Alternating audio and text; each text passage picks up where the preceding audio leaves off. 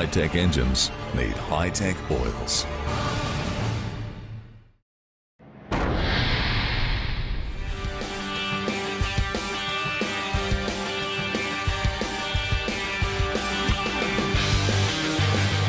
John Zappia has proved he is the man to catch, taking the win at both Heathcote and Tasmania. Now Zappia in as well, 158 to a 106 advantage to Capiris off the start line, but it's all over. But the consistency of the Peter Capiris team has ensured that he hangs on to the series points lead. Reaction time goes to Ben Bray, but Capiris around the outside. What a run from Capiris. But this is by no means a two-man championship fight, with both Ben Bray and Russell Pavey looking competitive. As we see, a great run for Russell Pavey. He goes through for 4:38. One thing's for sure, Mildura's Sunset Strip will deliver great racing.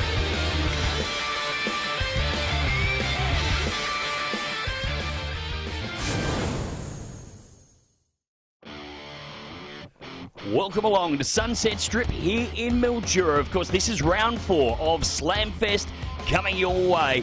And as you can see, plenty of people coming in through the gates as we have a look at some of the teams, the track prep going on to make sure that these 3,000 horsepower top Doorslammers can get every bit of power to the ground. We look at the points after round 3. Peter Capiris leads on 245. John Zappia back in second with 240. Then Ben Bray, Russell Pavey, Gary Phillips, Morris Fabietti, Victor Bray and Marcus Chambers rounding out the top 8 here at Slamfest. So as I mentioned, of course, we have got a big crowd in the house right here. And joining me on commentary is going to be Rusty Gregory as we take a look at John Zappia. He's going to open up the show. Yeah, John Zappia, the man who, well, I guess is the one to beat in the Slamfest series and, of course, on the national scene as well. This guy can get this car down just about any track that you throw at it. It could be a dirt track. It could be a nationally prepared track to the national standards. This guy is just phenomenal, and the crew behind him, that's the secret to his success, Jason. Yeah, absolutely. And, of course, fresh off a win from round 3 in Tasmania, John Zappia is flying on a high. Will he be able to reproduce that outcome of Tassie? Or will, in fact, somebody new take to the winner's circle later on tonight? We will find out. But, of course, this is qualifying. Rusty, tell us all about that.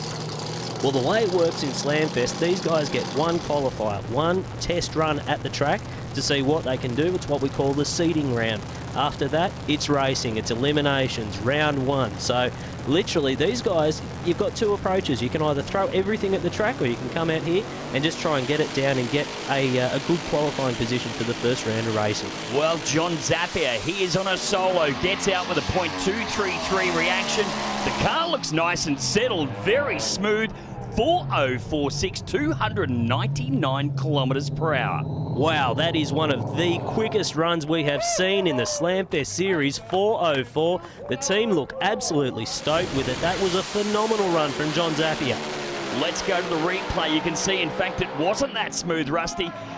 The car bouncing all over the track, but enough was done for it to run a very quick 404. We talk about experience, and that's what it's all about. It's about getting down these regional tracks and making every run count. Now, we've got two of the new guys, I guess you could say. Well, they're new to the Slamfest series, but not necessarily new to drag racing. That's Frank the Wild Man Mamone over there in that beautiful Chevy Nova. The Mr. 10.5, as he's known around the traps these days, he's up against that brand spanking new Mustang of Peter Blake. How good does that car look? Oh, the car looks $1 million. Of course, they haven't even applied paint to it as yet. It's that brand new. Both drivers coming down from Sydney, New South Wales this weekend. And of course, as you mentioned, Mr. 10.5, Frankie Mamone. He's certainly impressed the crowds right throughout all of the Slamfest series so far. What will he be able to do? Of course, we've not seen him feature too well in the points, but he certainly has been up there as one of the crowd favourites. Absolutely. He loves his big smoky burnouts. That's what it's all about for Frank, having a bunch of fun. Two very unusual combinations, as we touched on, of course, with the 10.5-inch wide tyre for Frank Mamone. Also, the Sainty, the Australian power plant in that car for Peter Blake. Blows the tyres off. Too much Australian power under the bonnet right at the hit. And a less than representative run for Frank Mamone as well, a 5:33. No visible problems on that run, but just not what we've come to expect from Frank Mamone, Jace. I guess at the end of the day for Frank, he's got to run on the board. You can see the violence in which that Ford Mustang of Blanks just turns hard right on him. And Mamone, well, down the middle of the strip, the thing gets a little loose as well, a little bumpy, but certainly he gets through with a 5:33. And after that blistering first run, that 4:04 from John Zappia, he's headed back to the pits. Let's go and have a chat with him. Well, John, how was that run? Oh, you know, it felt awesome. The Fuchs Pro Comp Monaro took off like a rocket on that one, and it just, it moved around a little bit. There's a few bumps out there in the left lane. We'll give it a go in the right lane maybe this time and see how it goes. Got a pretty good handle on the track. The car was moving about a little bit at the top end, but you're pretty used to that these days, aren't you? Yeah, that's right. There's not too many dead straight runs in these cars. People think you don't need a steering wheel, but you do. So what are we going to see in the first round of racing? Do you think we're going to see that elusive 3-second pass? Yeah, we're trying. We're just tweaking the tune-up now and see if we can get the Fuchs Monaro to get into the threes. On-board shots of course, the Russell Pavey United Tools 63 Corvette. We've got Kenny Lowe firing up the car as Ben Bray brings the Sid Chrome Holden Monaro through the burnout procedure. And burnouts are one thing that the Bray family love. Doesn't matter whether it's Victor or whether it's Benny. These guys just love smoking the tyres. As we see Russell Pavey getting all sorts of out of shape in that United Tools Corvette. Keeps it off the concrete. That's the main thing. He'll still make the run, but a definite attention getter there for Russell Pavey. Well, Russell Pavey, of course, was the winner at Heathcote for the first round of Slamfest. And Ben Bray, he's been able to push his way through to a semi-final. And Pavey, the man that really dominated that first round. Of course, here we are at round 4. And unfortunately, we haven't seen Russ being able to replicate that winning form that he first saw. Hopefully, I would love to see the Queenslander, of course, based out of the Gold Coast in Queensland, would love to see him be able to put down another fast pass. Well, absolutely, and Russell Pavey, he's a guy who does everything on this car himself. There is not a part on this car that he didn't either build or know how it works intimately. He is just absolutely hands-on as a team owner, and that's exactly what you need in a driver in the Slamfest series. Yeah, absolutely, Rusty. And Ben Bray, no different, of course, being taught by his father right from the early years. What a drag race. It is marginally. Russell Pavey, 4:23.7 at 225 miles per hour, beating the 4:28.9 from Ben Bray. Yeah, great runs on both sides of the field. You can see the crew guys are absolutely pumped about it, but it just pales into comparison thanks to that earlier run from John Zappia, that 4:04. A 4:20 is a great run in Slamfest terms, but after that run from John Zappia, I think a few of these guys are going to be left scratching their heads after the qualifying run. Have a look at him right on the finish line. The top-end charge from Russell Pavey was, well, orchestrated. You have a look. Benny got right out. There you go. He's taken the centerline markers out, and that is the reason you would say Ben possibly even able to run into the 4-1s, if not the 4-0s himself. But he's steered that thing out towards the centerline and collected a couple of timing markers. All right, moving on to the next pair now. We have got one of the most experienced racers in the field. That is Gary Phillips in the Lucas Oil Products Studebaker, taking on one of the new guys, John Brunner, in that beautiful Monaro. How good does this car look out on the racetrack? Well, of course, the HK Monaro, I think, coming from supercharged outlaw duty, stepping up in his home state of Victoria to take on the man from Lucas Oils, of course, Gary Phillips, as you mentioned.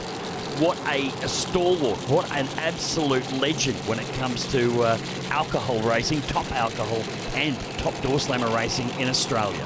And we keep touching on experience. Experience is what gets you down the track on these regional racing surfaces. Of course, this kind of surface that they put together here at the Sunset Strip, it is an absolute credit to the Sunraysia Drag Racing Association, but they don't see a huge amount of high horsepower cars like the Slamfest cars all year round. What that means is it comes back to the guys like Gary Phillips, who have got thousands and thousands of runs down the racetrack. They can get this thing down a dirt track if they had to, and that's why it's going to be a tough ask for John Brunner. Well, John Brunner on his first competitive run here at Slamfest. Phillips walking all around, and Brunner also using every part of the racetrack on the 8th mile. 4:43 for Brunner, 4:20 flat for Gary Phillips in the Lucas Oil Products car. Yeah, more than respectable time there for John Brunner. A 4.4 is nothing to hang his head about, especially with an early shut-off and a big, big move at the finish line. Gary Phillips was no different. These cars are definitely moving around at that 8th mile marker, Jason. Yeah, they certainly are. It's exciting to watch, and I think that's what's brought the big crowds out. Just having a look at an onboard there from Gary Phillips. Now from behind the cars, you can see literally right there on the finish line, they step out and get a little nasty. And the interesting thing is that Gary Phillips, no big steering corrections. He just lets the car do what it needs to do. And I keep talking about experience, and it showed right there with that onboard. As we move on to, well, the man, the myth, the legend, Victor Bray in the Sid Chrome Tools 57 Chevy. Have a go at that burnout. He will be taking on Peter Kapiris here in the qualifying round. Indeed he will. Of course, Kapiris won back in Portland in February. And Victor Bray, well, he's certainly had his ups and downs. Of course, first round loss at round 1. Went to the semis in round 2, then back in Tassie. Didn't have the best of runs either, but he's certainly gaining more and more, I guess, 8th mile experience the more he gets out into the Slamfest rounds. Victor has had absolutely no secret about how much he is enjoying the Slamfest series and how much he's learning and taking away from the Slamfest series. You know, this is a competition for these guys, but it's also about getting laps under their belt. It's about getting the data on the track and getting the car from point A to point B in the quickest possible time. Doesn't matter whether it's quarter mile racing or whether it's 8th mile racing, the principles are all the same, and Victor Bray knows that, and that's why he's out here racing. Absolutely. Of course, Victor Bray in the 57 Chev for Sid Chrome Tools, and Peter Kapiris running the Kapiris Brothers Chrysler Saratoga. Queenslander, left lane, takes on the Victorian right lane. It is a better reaction to Victor Bray. How do the ETs span? 4:184, 281 kilometres. Victor Bray is on the money. Currently number 2 qualifier. And he will remain the number 2 qualifier going into round 1 of racing, thanks to that pass right there. This is the final race of the qualifying session. So the way it stands at the moment on the qualifying list is this. John Zapier with that 4.04 solidifies the number 1 spot. Victor Bray number 2 with that great 4.18. Highest starting position for him in a Slamfest series for quite some time. Gary Phillips in 3rd, Russell Pavey 4th, Ben Bray 5, Peter Kapiris, John Brunner and Frank Mamone rounding out the 8. Well, great action here at, of course, Sunset Strip in Mildura. We're going to be back right after this with round 1 of racing.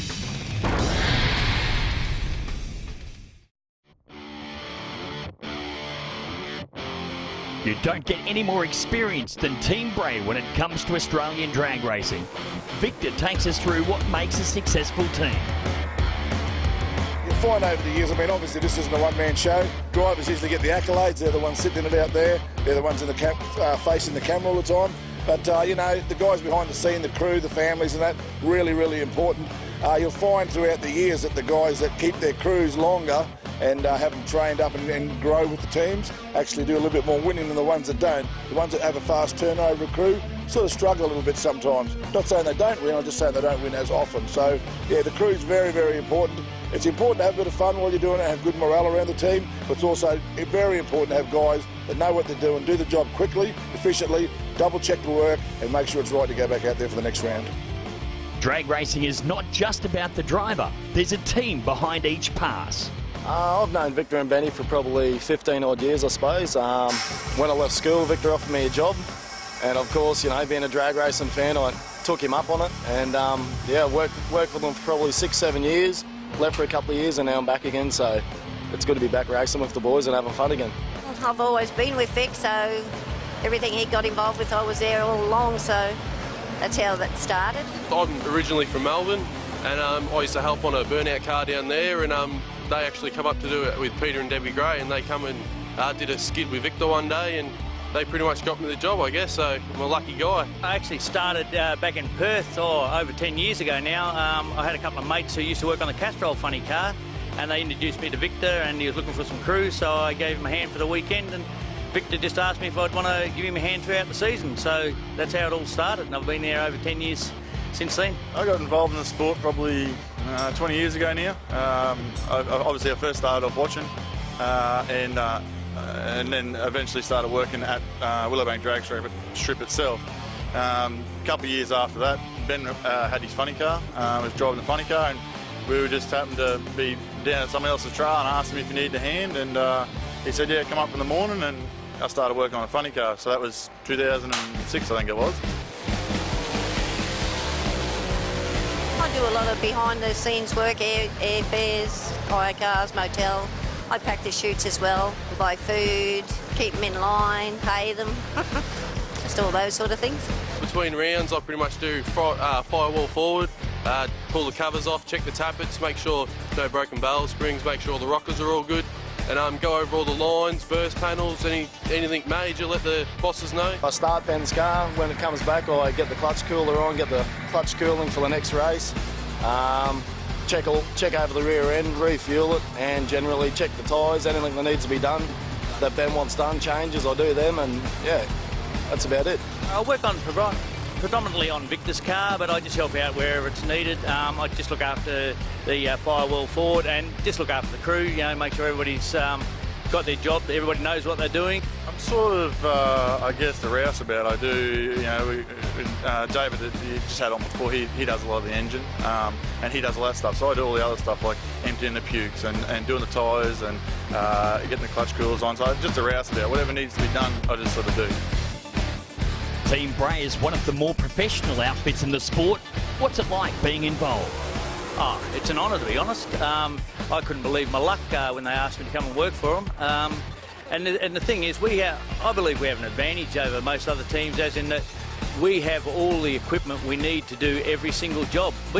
Basically, if you went into our trailer, you could just about rebuild another car, bar chassis. We don't carry a spare chassis, but we have every other thing, nut, bolt, washer that you will need to fix a race car, which makes it easier for the crew. You're not sort of stressing about trying to repair something that is going to take too much time. You analyse it and say, this will take too much time to repair, we will replace it, you know? So we're lucky, we've got all the stuff we need.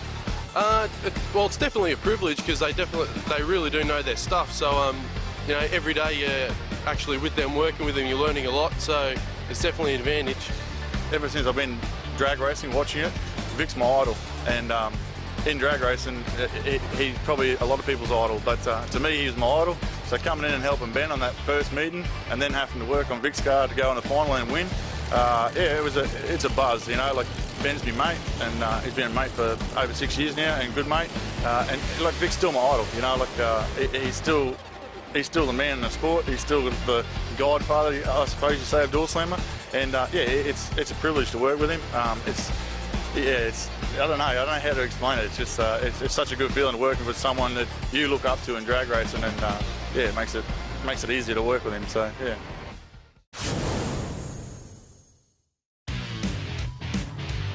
Well, as the sun starts to set here at Mildura, of course the cool weather also coming in, and Rusty, you would imagine as we head towards round one that the cool air is going to be very good for these cars. Very good for horsepower, not necessarily good for traction. As we have a look at the top Doorslammer ladder here, John Brunner will take on Frank Mamone, Peter Kapiris will take on Russell Pavey, Ben Bray and Gary Phillips, that's a huge matchup.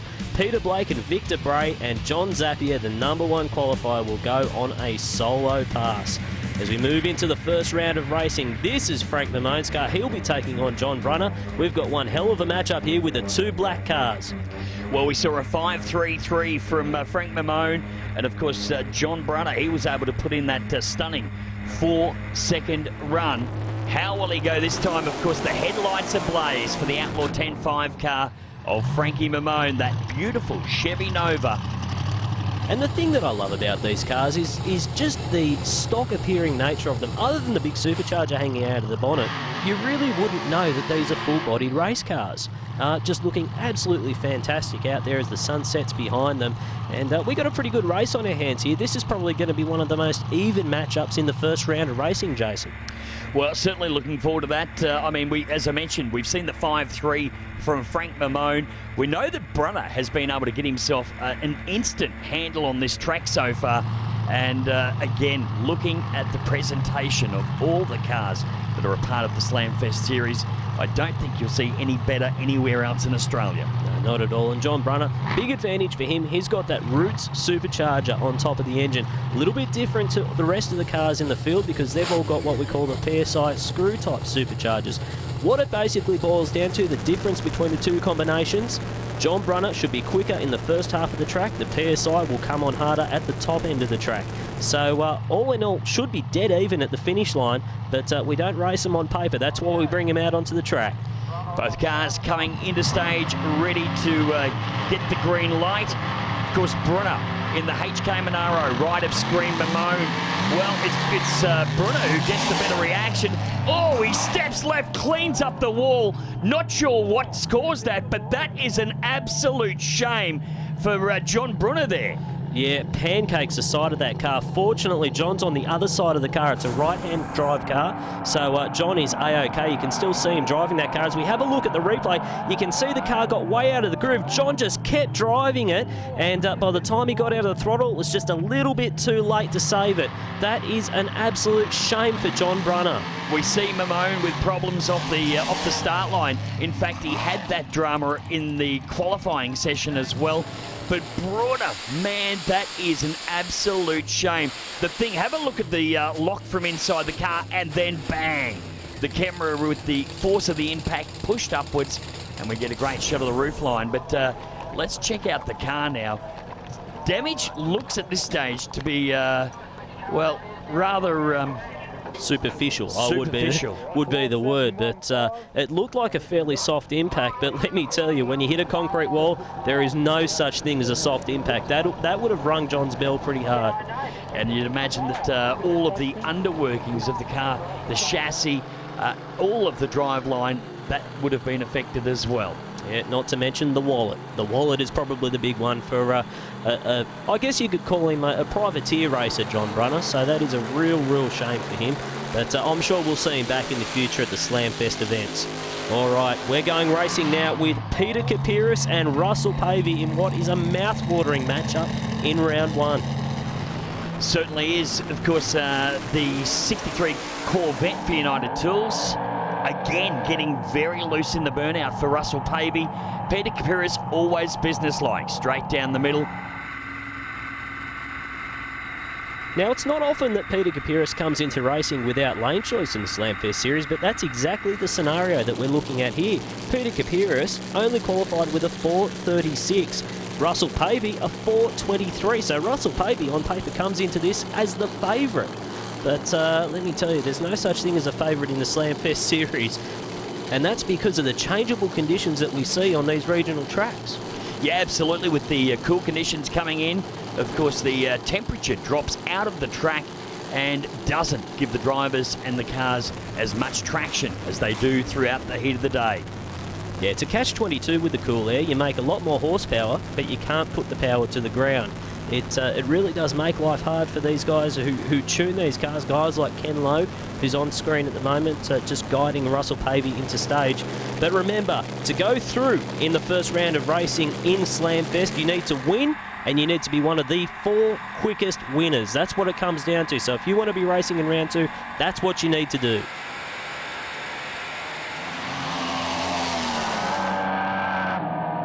Kapiris will run through 417, 295 kilometres per hour, beat the 640 from Russell Pavey. And we talked about matching up to the conditions, just way too much wheel speed for Russell Pavey right at the hit of the throttle. And unfortunately, it was all she wrote. Peter Kapiris drives off into the distance and takes the win in the first round. I would say that 4.17 is going to be good enough to take him through, but we've still got quite a few cars left to come. Well, again, Russell Pavey was sharper on the lights by a good 300ths of a second, but that wheel spinning off the start line was just not enough to hook it up and get it home. Ben Bray now about to take on Gary Phillips. Great matchup. Of course, Lucas Oil's taking on the Sid Chrome Monaro. And Ben Bray have a go at it. The burnout right down past the finish line here at the Sunset Strip in Mildura. Fantastic show that Ben Bray is putting on for the crowd, as always in that Sid Chrome Tools Monaro. And he's got a long way to back up now. Well, in the old days, in the old Wild Bunch days, Victor used to burn out the quarter mile and then back it up. So Benny Bray going to half track. Gary Phillips a little more businesslike in a shorter, sharper burnout. And you can see that Phillips, he's all the way back near the water. And Benny's still making his way back. Yeah, it's all about consistency for Gary Phillips. He likes to go out there and do things exactly the same each time. Or if he does change anything, he has a very, very specific reason for changing the way that he does things. He just likes it to go out there, do exactly what he thinks it's going to do each and every time. But it's very, very difficult to predict what these cars are going to do. We're talking about a lot of horsepower, over 3,000 horsepower on board with each of these cars on the start line. Well, Gary Phillips qualified with a 4.200. Ben Bray with a 4.28.9. On paper, very, very close, but not so. Again, we see that business-like deal of Phillips gets him home. 4.203 at 279 kilometres per hour. And Ben Bray, unfortunately, didn't have enough in the tank to match him. Had the better reaction of 0.097 to the 0.195. Yeah, a visible hole shot for Ben Bray, but you can see the car moved around a bunch. He knew it was over. He pulled the parachute levers very, very early there, Ben Bray, and he could only sit and watch Gary Phillips drive off into the distance.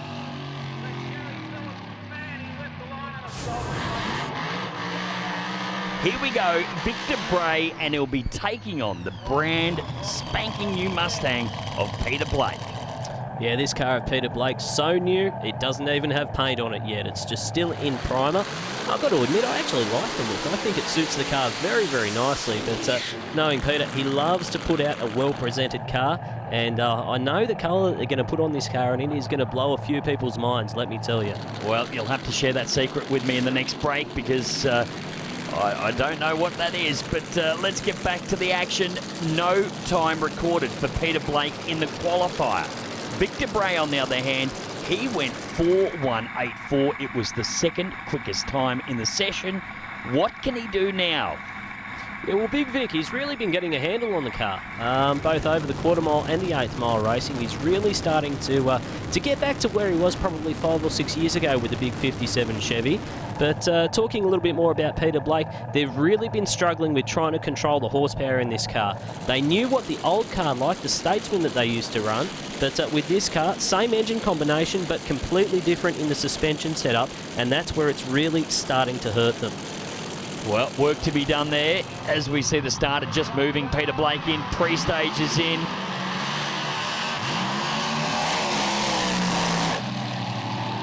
Well, that was a bit of a non-event. Victor took his time coming off the start line. Then Peter got out, Peter Blake got out. Then, of course, got off the throttle, and Victor takes the win. Let's just check this replay once again. Yeah, very, very late on the tree for Victor Bray, 0.825, which in drag racing terms is an absolute year and a half. Look at that car of Peter Blake still bouncing around. He almost drove back around Victor Bray there, but the question mark for Victor Bray now is, can he get that package sorted for the second round of racing? Well, we saw Peter Blake really come home on him, but just ran out of racetrack, struck the tyres early, and that was that. So here we go, the quickest man on the day so far. We saw him go 4.046 at an unbelievable amount of kilometres, pushing towards 300. John Zapier for striker crushing and, of course, screening, and Fuchs, as well as Procomp Electronics. Great support corporate-wise for John Zapier. And, I mean, he needs all the bucks he can get when he's travelling all over this fair country of ours. Well, John Zappia would be one of the most well-travelled competitors alongside Victor and Ben Bray, I would suggest. This guy goes from north to south, east to west, wherever he can race, he gets out there and does it. And his performances on the track, we saw that 4:04 off the trailer earlier on today. And John Zappia, he is really head and shoulders atop the Doorslammer field at the moment. Well, into stage, he hasn't got the pressure of having somebody sitting beside him. Didn't strike the tyres like a number of the other guys. What has he come up with? 4:002, 299 kilometres an hour, Rusty. That is oh so close to seeing our first sub 4 second pass. Well, that is the quickest run we have ever had in the Slamfest series. The 3 second question mark has been on everybody's lips. Can he do it in the semi-finals? That is the question now. And after round one, John Zappia goes 4:002. Peter Kapiris, 4:171. Gary Phillips was third quickest with a 4:20. Then Victor Bray, Ben Bray, John Brunner, Peter Blake and Russell Pavey. So as we take a look at the ladder now, the semi-final matchups are Gary Phillips v Peter Kapiris and Victor Bray versus John Zappia, all battling it out for a spot in the final here at Slamfest Mildura. Well, Russell, not the way you wanted to finish up at the Mildura round of Slamfest, a loss in the first round. How was that run from your point of view? Yeah, as you saw it, it all went wrong, horribly wrong, pretty early. Pretty vicious tyre shake. The track came to us. We didn't expect it to be that sticky, and it just tore itself to bits. It shook so hard, you know, the door flew open. I saw the door come open. Did you have to reach out and grab it? Yeah, it was a bit of creative driving. We like doing that. One hand on the door, one hand on the brake, and there's not anything else left for the steering wheel, but we managed to get it all put together okay, so no problems there. Well, John, unfortunately not the way you wanted your weekend to end up in the first round, unfortunately tagging the wall. Yeah, just got a little bit loose after second gear and tried to get off and get back on it, and I just couldn't catch it quick enough, and yeah, straight in the wall. Just talk us through it. Was the run all right for the first half of the track, or did it just get loose at the top end? What happened from your point? It's been 60 footing really well all day, and from second to third gear seemed to be the problem. So I was going to short shift it and try to keep it straight, and unfortunately it just didn't happen, and yeah, just couldn't catch it quick enough. So. Will we see you back in Slamfest? Will you get the car fixed and get it back for one of the later rounds of the series? Well, I'll speak to my chassis guy. He's not going to be real happy with me. And, you know, we spent a lot of time building this car to get it as good as what it is. And I'm pretty sure he'll want to get it back going. And, yeah, I'd love to be back. Well, Gary, third quickest time of the first round. You're through to the semi-finals. How was that last one? Yeah, well, yeah, I screwed up a little bit, but anyhow, it's all right. There's still a bit loose up the top, but I guess we got Peter next round, so that'll keep us honest. It's still around 20, I think. I think he went 17, something like that. So, hey, for Lucas Oil Products, we're trying. Any room left to improve with it? The conditions are changing here pretty quickly. Yeah, there is room to improve. It's just how greedy you want to get. You know, Zap ran good on that last run, but no one was in the other lane, so you can throw everything at it and it don't matter, you know. The idea here is you have to run quick and you have to win, so this next one will be the telltale, because that's who goes to the final. Well, unfortunately, things didn't go to plan for John Brunner in round one, but we will have semi-final actions right after this break.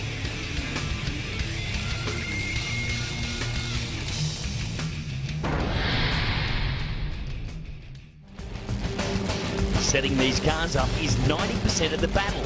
Mark Brew gives us an insight into turning these cars around between each pass.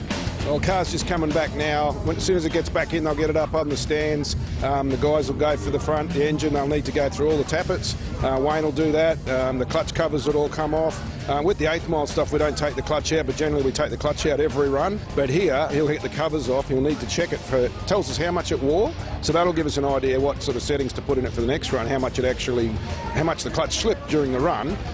We'll re-zero that clutch, so he needs to go around and re-zero the whole clutch by adjusting all the static pressure, and then we might make some changes on the counterweight, which is just the weight on all the fingers on the clutch. Everything else will be looked at. We may even drop the pan. The filter will be taken out. And from that, Jeff and I will analyse the data, and then we'll make some calls on what we're going to put in the car for the next run, and set the tyre pressures, and back again we go. So how important is collecting data for setting up the car? Oh, mate, the computer's invaluable. I mean, that's the first thing I look at, and you know, the driver can tell me certain things, but the computer doesn't lie. So we go in, look at the computer, and it makes all the... Like, we've already looked at the computer from the last run and went, right, we can put some more power in this car now. Didn't have enough wheel speed, so the next run we go out, we'll have more wheel speed and it'll go quicker.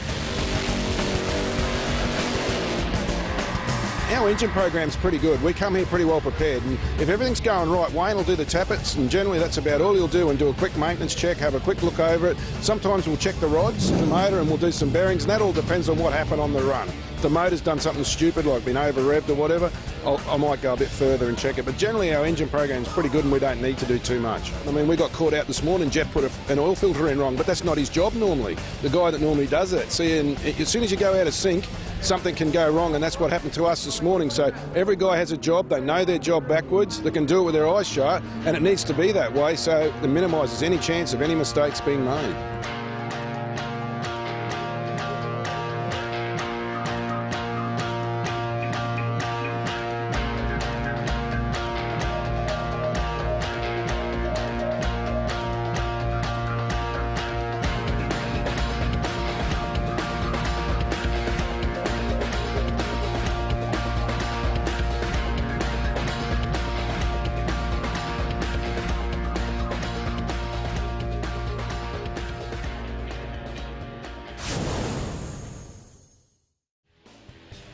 Well, coming into the semi-finals, we can see that the sun has finally set here at, of course, the Sunset Strip in Mildura. We're doing a little bit of track prep now. 4 slick tyres there doing the job. Gary Phillips taking on Peter Kapiris, and Victor Bray will be taking on John Zappia right here in the semis, Rusty. Yeah, absolutely. And the first semi-final matchup that we have, it will be Peter Kapiris in that beautiful Chrysler Saratoga taking on Gary Phillips. Yep, the man known as Mr. Top Alcohol, 15 Top Alcohol championships under his belt, as well as 1 Top Doorslammer championship as well. He knows how to get down these tracks, Jace. Yeah, he certainly does. As we touched on before, he is the man that certainly knows his way around a Top Alcohol engine. Now, looking at the stats here, Rusty, a 4.17 from Kapiris is quicker than the 4.20 than we saw from Gary Phillips after the first round. We look at the reaction department, and it is, in fact, Kapiris also that is sharper on the tree this weekend. Yeah, well, the preferred lane for a lot of these guys, there hasn't been a huge amount of difference, but the preferred lane mainly has been the right-hand side of the racetrack. So the driver's right is the lane that most guys are choosing if they've got lane choice. That being said, after talking to most of the drivers, they've said there's not that much difference between either side of the racetrack. Now, I notice also that Gary Phillips has been having, on average, a slower 60-foot than a lot of the other guys. Many of the other drivers have, in fact, really attacked the start line. Hence, of course, a number of them spinning the tyres. But Gary going for that conservative launch and then feeding the power on down through the braking area. And that comes back to his experience. He knows you cannot win a race if you blow the tyres off right at the hit of the throttle. That's not what it's about. You need to get to the finish line first, and Gary Phillips knows that. Well, Shane Phillips, we saw just a moment ago, bringing Gary in to the start line. We are just about set. This is the semi-final of Slamfest here at Mildura. Side by side through the deep end, it will be Gary Phillips who takes the win. 4.182, 90 kilometres per hour, beats Peter Kapiris. Wow, what a race. Nothing in it at the start line, nothing in it at the finish line. The crew don't even know who's won. They're sitting there shaking their heads. Well, the look at Mark Brew's face is priceless. That's the guy with his arms crossed here, Jeff Cuttajar. He's got no idea what's going on either. Let's go to the replay. We'll see just how close it was. Yeah, that look right there is the, we didn't do anything wrong, but we still didn't win the race look. Great side-by-side racing. Gary Phillips, we talked about him being slow off the mark, but he comes home strong. Let's take another look at it in the replay, and tell you what, faultless both sides of the track, super smooth as well, but it will in fact be Gary Phillips going to the final. Now, be taking on one of these gentlemen, Victor Bray or John Zappia. We mentioned a little earlier, of course, at the top of the show that John Zappia fresh off a win from Tasmania. And he, of course, has been running those 4.00s. Victor Bray, on the other hand, he's not been any slouch by any means. He's run into the 4.1 region, so he's been the guy that is the closest in performance to John Zappia so far this weekend. And I would be looking for a much improved reaction time on both sides of the track here. Victor Bray was dead late in the first round of racing, a 0.8 reaction time, which is, if you do that here, he's lost the race. There's no ifs or buts about it. He needs to beat John Zappia off the start line. John Zappia, well, he's got around about a 1/10 of a second performance advantage on paper, so he can afford to be a little bit lax, not risk the red light. But all the pressure here is on Victor Bray in the Sid Chrome Tools 57 Chevy. Tell you what, flip side of the coin there is that we've seen John Zappia with a .233 in the qualifier and a .236 light in round 1. So if Victor Bray can slot a whole shot on him, he is in with every chance to make his way towards his first final of Slamfest here in 2012. And these two guys, the most well-travelled Doorslammer racers in Australia, without any shadow of a doubt. These guys have been around since the start of this class, back in the early 90s, and even before that with the Wild Bunch back in the 80s. These guys know how to get down these tracks. We are in for one hell of a race here at Slamfest Mildura.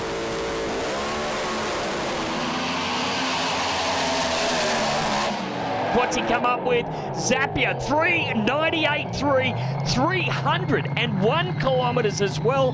Victor Bray stuck it to him with a 4.20, and the crew are celebrating the first sub 4 second pass, 398 at, 301 kilometres per hour. And the important thing here for John Zappia, that gives him low ET and top speed of the event so far. That is the quickest and fastest run we have ever seen in the Slamfest series. A big tip of my hat to John Zappia. Those guys know how to get it done. Tell you what, commiserations to the Sid Chrome team. Victor really fought a great battle. He was right there side by side with him with that 4.20. Unfortunately, just not enough in the tank right down there. And, of course, we see John Zappia taking on Gary Phillips in the final. That is going to be one hell of a matchup. Two of the most consistent cars we've had here all day long. And in John Zappia, the quickest car. Well, Vic, we've seen you and Zapp race plenty of times over the years. You couldn't quite get him that time, but you gave him a hell of a race. Yeah, we've got a lot of runs over a lot of years, right back in the Ravenswood days. And we've swapped back and forth a fair bit over time. Zapp's really had the money on everyone over the last year or two, and probably even a bit longer than that. So it's a matter of us to go and catch him where it is, and we're showing he's certainly got the racecraft by coming to these 8 mile tracks and doing real well here, as well as doing good at the big major events too. So you seem to really have a handle on the track. I mean, you went 4.20 there. It's nothing to hang your head about. No, the track went good. It got real loose in the top end. I think the track's just cooling a little bit. Surprising John went so fast on it. But, he's been going well all day, chipping away at it, I think with 04, 00, 398. We all seen it coming. When Zapp's on a number like that, you can see it coming a mile away. Now, we got two of the old blokes in the final. Who's your pick, Gary Phillips or John Zappia? It could be either. Zapp might be happy to have got that 3 under his belt now, and he might just, back it off a little bit and try and take the win. I've known John for a lot of years. He might do that. Saying that, Gary Phillips will be hopping this up and he'll be trying to take it off him, even if he runs it through. Absolutely. Well, but semi-final showing here. Didn't quite get to the final. Couldn't have a rematch of Tasmania, but a good race nonetheless. Yeah, look, we're just really disappointed. One of the airlines had come off. I couldn't shift gear, and the car was going the best it's gone. I mean, I see the run, it was straight. The light come on, I went to shift, but it just wouldn't shift into second gear, and it was all over. I was just shattered. But anyway, it's the way it goes. Well, Gary finally made it to a final in one of these Slamfests. Got a pretty good handle on the track. How's things shaping up for the final round? Yeah, good. Yeah. The thing will be a test of the fittest out there, I would imagine. She's getting pretty dewy, whatever. But no, we're up for it. We're going to have a go. Now, Zapp went 3 seconds in that last one, 398. You went 418. He's got 2 tenths on you. What do you got for him? Let's see what he does in the final. Do you think it's going to be a matter of working the power to the track or bringing the track to you, or how do you think it's going to play out? You're going to have to work the power to the track because he's slippery. I don't know how to run 399 or 398, I can tell you, but we'll see. Well, John, 398, finally got into the threes at the Slamfest. How did that feel in the semi-final? It felt fantastic. The Fuchs Pro Comp Monaro just left like a blur. And in the dark, you outdrive your vision pretty easy, and it was moving around a little bit, and then punch top gear, and it got going pretty fast, and then I'm drifting left, and there's a couple of bumps, and it went near the cones in the centre line, and I just missed that, pulled the chute, and then went into darkness. It was like I went into a black hole. And then as I come out of that and I could see again, the car was pulling up okay, and I got on the brakes and made a nice exit off the track. But yeah, no, it was awesome. The Southside Engine Centre done so much machine work on these engines, and they're just purring like a kitten at the moment. And we got a bit more left in the car, but we don't want to push our luck, so we're just creeping up on a little bit each run and trying to improve each one.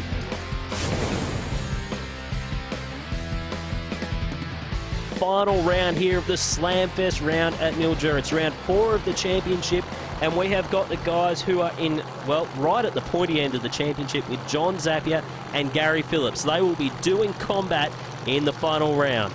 And got to say, Rusty, as cold as it is outside, the crowds have stuck around here at Mildura tonight, which is fantastic. The final, as we mentioned, Gary Phillips up against John Zappia, Mr. 3.9, thank you very much. And Gary Phillips, well, he'll be taking that methodical approach as he does and trying to, hopefully, for his sake, take a win. Yeah, and the biggest thing for Gary Phillips, he doesn't want to beat himself. He doesn't want to go out and smoke the tyres or shake the tyres or do something silly like that. He wants to get from point A to point B and make John Zappia beat him. That's what it's all about. Well, we saw the amount of real estate that John Zappia had to back up this Fuchs HQ Monaro just then, and he really did put on a pretty big burnout. So brings it back across the start line. Gary Phillips waiting ever so patiently for him. Now, just checking some of the stats I've got here, Rusty. John Zappia, he went a 1:01.2 to the 60 foot on that 3.9 second run. And of course, we saw Gary Phillips, he's into the 1:04s, 1:05s. Well, problems maybe being pushed back. Yeah, that's not good for Gary Phillips, but I think it may only be a problem with the reverse gear there. I don't think it's going to concern the run itself, which is good news for Gary Phillips. Great to see the sportsmanship. Saw Frank Lamone out there actually pushing Gary Phillips back, so great to see the sportsmanship between the teams here at Slamfest. Yeah, absolutely. Great shot. That's from the wheelie bars, looking straight back at the start line. And I tell you what, fantastic. Right throughout the whole series, I guess the camaraderie between each of the drivers and teams has been second to none. Yeah, these guys travel together, they race together, they do everything together when you're at these Slamfest events. But when you're in the final round, it doesn't matter who's over in the other lane, you want to beat them. Yeah, isn't that the truth? I mean, they're the best mates off track, but put them side by side in a top Doorslammer, and it is gloves off. Across the stripe, it will be John Zappia, 4:05.2, 301 kilometres per hour, beats Gary Phillips, 4:1.87. And I did see something come off the Zappia car as he went through the traps there, right at the finish line there. I don't know if it was a little bit of carbon fibre or something like that, but great to see the camaraderie between the Fuchs Oils team and the Lucas Oils team. Keep your eye on the white Monaro on the left-hand side of your screen. You can see just a little bit of something came off the top of the car. Don't know what it was, but it obviously didn't hinder his performance. Takes the win here.